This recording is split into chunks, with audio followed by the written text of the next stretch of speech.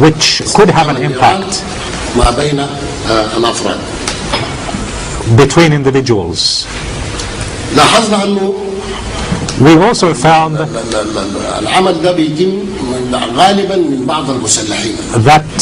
many times some armed personnel were behind these acts. Some people and some were obliged to respond to the opening of fire. In Idlib, for example, there was a new development. Not opening a fire. In Idlib, we saw that there were some strange operations, bombings, explosions, which targeted a lot of the institutions. Many institutions, and I'd like to say very clearly that this might not be accepted at all for the Arab community and for the whole world. Such acts are unacceptable. These bombings, they targeted civilian buses, military buses, the pipelines for oil, also trucks which transport diesel, some buildings, some also electric power stations. All of these were targeted by bombings. So in this particular case there was no confrontation, but there were bombings. This happened in Idlib, as I said, and in Frech.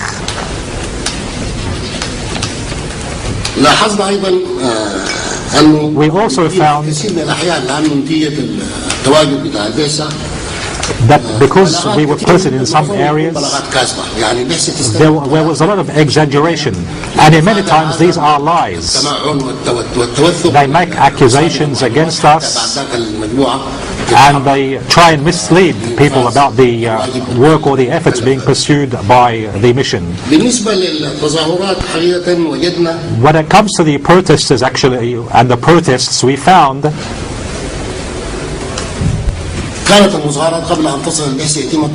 the protests, of course, were being subject to attacks, maybe, or the security forces were attacking the protesters, were using arms against the protesters. After we came, we called on the leadership to stop this harming of protesters, stop the groups which are harming the protesters, to stay far away from the protests so that there will be no incitement or provocations between both sides. And so, as a result of this, the confrontations between the police and the security forces and the protesters, this decreased. The confrontations between protesters and the security services. Because many of the protesters,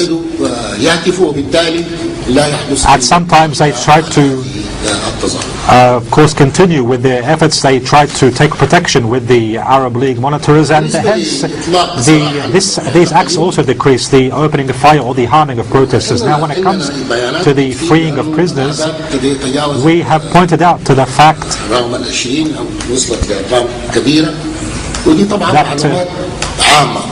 not many prisoners were freed. Of course, this is general information which you have. We know that around 20 prisoners were freed before. This is information we got from a lot of our sources. Some information spoke about 16, 18, some spoke about higher numbers. However, when we looked into this, we found that this information is incomplete. We need to verify this information, that they have repeated names. For example, they mentioned the name of one prisoner released, they mentioned his name twice. There was also some confusion, so we weren't able to verify the exact number of prisoners who were freed. A lot of numbers were mentioned, high numbers, big numbers were mentioned, but as I said, we weren't able to verify this information about the number of prisoners. Some human rights organizations referred to some numbers, some opposition also referred to these numbers, and the Syrian leadership referred to different numbers of prisoners who were freed. We found that the Syrian government told us that they freed 4,035 prisoners before the amnesty law was made. So this is information which we got from the Syrian leadership. This happened before the amnesty, meaning that the general number of those who were freed, and I actually got testimonies from some of the people who were freed, to about 2,300 or so who were freed by the military judiciary. Other information pointed out to 7,100 according to the Syrian government. But there are 2,219 around this number who were freed over the past 2 days after this report was, or during the time when this report was being put together. We, as a mission, we have verified that over 3,000 prisoners were freed.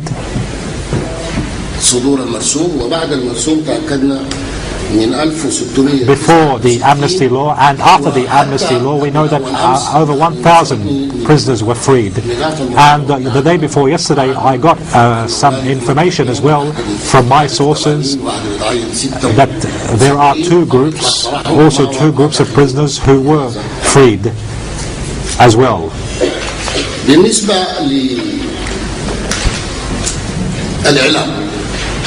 When it comes to the media and how the media covers the situation, the Syrian government, it says it allowed many, over 100 media sources to come in. This is from the beginning of the events, not during the time of the Arab League presence. These numbers also say that 112 entered Syria, 112 media channels. Other sources say that there are 90 media sources who have representatives inside Syria. We looked into all of this, the coverage of the media. We found that there were 36 media outlets in Syria working inside the country. And so we also heard complaints from some of the local media, or some media which entered into Syria. We heard complaints from foreign media. The foreign media complained that they were given a specific time only to cover the events. We spoke with the Syrian government about this, not to set a specific time for the media representatives. They again responded, Syrian government responded and said 10 days were given to the media representatives, and this 10-day period can be extended, is able to extension if the media representatives request. Of course, there was also a caution made that some foreign media not enter into the opposition. This forced some of the media to enter some areas together with the Arab League delegation, the delegation of observers, for their own safety. And we told the media outlets, we don't mind if you come with us, because we are, of course, looking what is going on, and we take responsibility for ourselves. And if you want to come with us, you also must take responsibility. The Arab League does not take responsibility for you. So they agreed, and many of the media came with us. The day before yesterday, for example, around 9 media outlets, representatives of the media, BBC, CNN, French news outlets, a group of media outlets, which included Syrian media as well.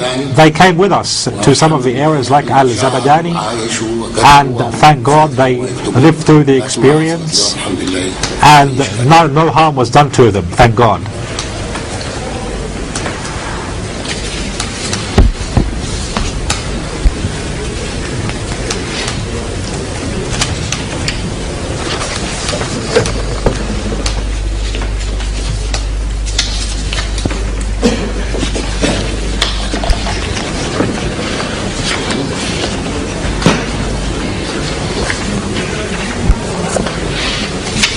طيب أيضا Okay. بعض الوكالات Some of the news agencies, نحن طلبنا طبعا عملنا ويب سايت ورسلناه we announced that we had begun with a website. والجامعة العربية We announced this, and the Arab League also had its own website which it announced regarding the monitors or the observers. It said that if there was any problem for any news agency or media source, then it must inform about this problem. It must speak to us about this problem so that the Syrian government can respond and express its complete readiness to give the right and give a license to any media source which wants to enter into Syria without any hesitation. We requested this of the Syrian government. However, ever since we entered into Syria, we received around 5 complaints or 5 requests, which can be considered complaints as well. And they entered, these 5 media outlets were able to enter into Syria. After that, we didn't receive any other complaints about preventing any media outlets from entering into Syria. Actually,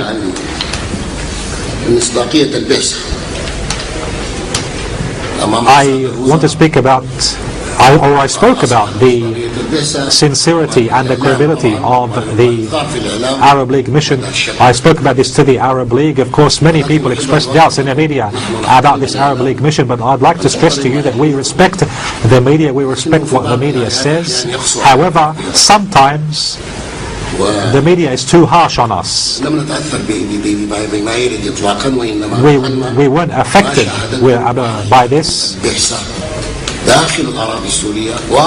What concerns us is what is happening, what happened inside Syria, what we saw.